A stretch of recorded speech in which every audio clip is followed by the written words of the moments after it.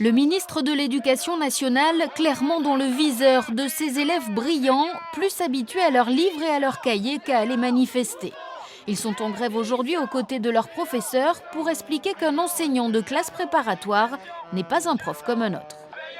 Ils font beaucoup de choses pour nous, toutes les heures supplémentaires. Tout ça, ça se voit pas, c'est du travail que personne ne voit, donc forcément, il faut être avec eux, c'est tout. Les prépas, c'est pas qu'Henri IV, c'est pas que Louis le Grand. Les prépas, c'est la France, c'est Dijon, c'est Poitiers, c'est les petites prépas de France qui permettent à des élèves comme nous d'apprendre plein de choses intéressantes et de devenir quelqu'un.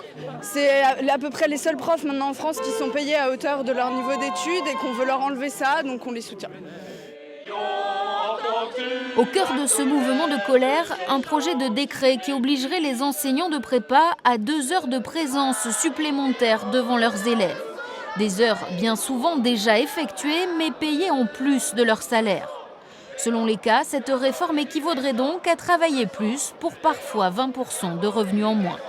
Moi j'ai 9 heures avec les élèves, ce qui signifie un temps complet en ce qui concerne les prépas. Il ne faut pas oublier qu'on a beaucoup d'heures de préparation d'une part, de correction de copies d'autre part. J'ai 30 ans d'enseignement, j'ai pas d'heures supplémentaires, je gagne 3 000 € par mois.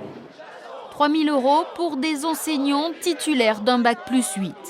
À Poitiers, ils ne se reconnaissent pas non plus dans le cliché élitiste que certains souhaitent faire de ces classes préparatoires. 43% des élèves sont boursiers. En début d'après-midi, une délégation a finalement été reçue par Alain Claes à la mairie.